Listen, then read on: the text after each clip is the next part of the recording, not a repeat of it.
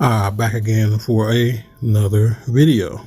I figured I would do a double up today since I missed yesterday, and I do have the time, space, and opportunity to get this video out. So today's topic is going to be about women, of course.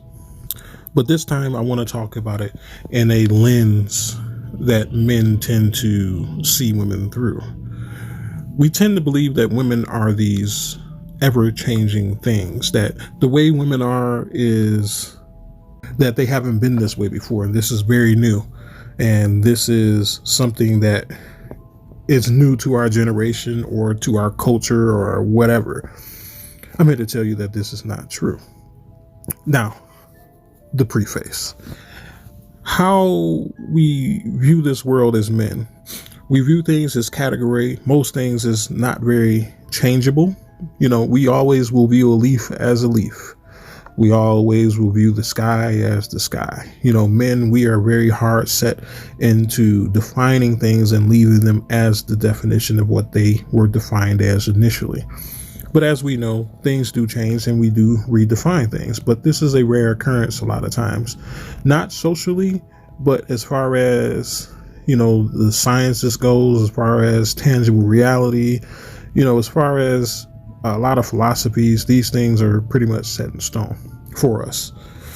We expect women to adjust and adapt to certain situations. And they do, rightfully so, in some situations, but most times not. They just change their output or input. They themselves do not change. Women are what they have always been. You know, this whole notion that feminism is a very new thing is not true. Feminism has always been around. Feminism has been around since the creation of woman. I mean, we have the story of Adam and Eve. What do you think that represents in a nutshell? It's the rebellion against the status quo, which is the representation of feminism, which that's what Eve did. Feminism has been around for hundreds of thousands of years. It's nothing new. The reason why it exists is because it is a nature based off of chaos that comes from the female nature itself. The female nature in of itself is not purely chaotic. It has a large portion of chaos, and this is what shows out in the different spectrums of femininity a lot of time. But it is the boundaries that are set that keeps it in a bottle, pretty much. That only seeps out a little bit. You know, it's a pressure valve, the boundaries are. And that's essentially what women do in regards to how they express their femininity in regards to the chaos and the non-chaotic parts. They tend to have these pressure valves that they sometimes control, sometimes not. Sometimes it's not a valve there at all.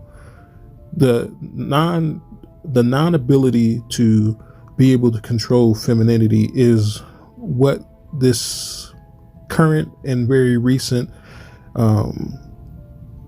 generations of women have in common. They were not taught how to control, how to have a valve for certain parts of their femininity. This is what I mean by it's run amok, because it's always been there. This is nothing new. The way women are, the way you see them now, they were this way thousands of years ago. There's nothing new about this stuff.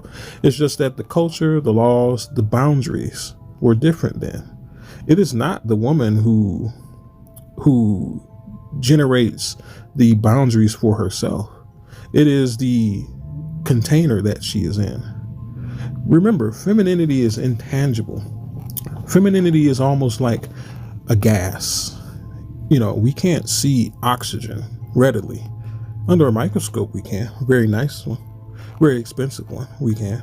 But with our human eyes, we cannot see this naturally. But we know it exists. No differently than when the wind blows, we feel it against our skin. It's the tiny bits of molecules that are brushing against the molecules that make up our body, that make up our nervous system and receptors, that sends the signal that the wind is blowing. But we can't see this. but it is a substance. It holds matter. It has a weight. 16 AMUs to be exact on the periodic table when it comes to oxygen. So it is a thing that exists, but we cannot see it. We can put it in a bottle though. We have plenty of tanks of O2 laying around the United States. This is what helped us get through the pandemic for the most part. Tanks of O2. But what is the point of bottling something you cannot see? It's because it needs a container in order to be used properly. When it has no container, it is chaotic. Kind of like a storm across the globe. It's chaotic. It has no boundaries. The only boundaries are the high and low pressures. But other than that, there are no boundaries until it hits matter. That is its boundary.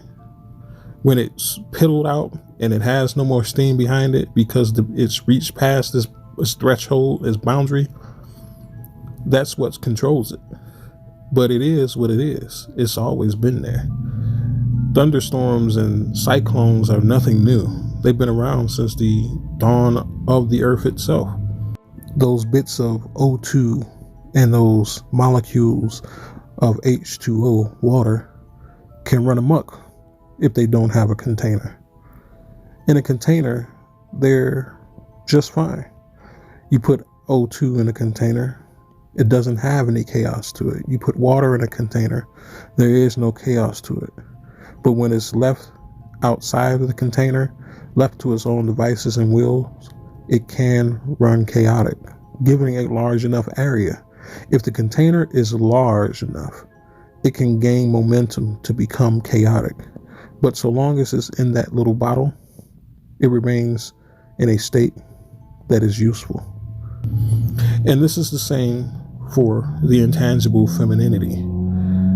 If it does not have a container, it will run amok. It will cause chaos. This is the reason why it is very important for men to recognize that the things that you see in women are only a result of them not having boundaries. When you give a woman boundaries, she starts to form a check valve for her behavior because she knows that certain things will result in certain types of consequence. Long as she knows this and understands this and these boundaries are set, she has a container. She can now be used properly for her intended purpose. It is when she is let free and she is run amok that her purpose is very wild and chaotic. It comes and goes. We know that it is very necessary for us to have femininity in this world. It's just that when it is not contained properly, it's almost useless to us. So it's very incumbent upon you men to make sure that you are creating the boundaries, that you are creating the structure to contain femininity properly within your own environments. It's when we assume that the woman's behavior is of and of itself, that it is something that spontaneously appeared, that we make the wrong decision about how we should address it. We say that, yes, women are very adults and they are responsible for themselves. Yes, they still have boundaries. They still have limitations because they are intangible gases. This is in a container. It's just that we widen the container so much so that they are left free to move at a chaotic rate. We need to bind down and lessen and confine the container more so that we are able to control femininity as it was meant to be done. It's only when you give her the space that she starts to reach about all chaotically. I know these videos that I'm making currently tend to run into each other. I'm kind of saying the same things in different ways, but not really if you're listening to me. If you hear what I'm saying, then you understand that these are three separate parts. They are not the same. One is talking about the origins and the makeup of femininity. The other is talking about how it exists. And this video is talking about the containment. So I hope you guys understand this and understand that femininity is a very intangible thing. It is like a gas, but it has the ability to move chaotically when it does not have a small confine, as it should.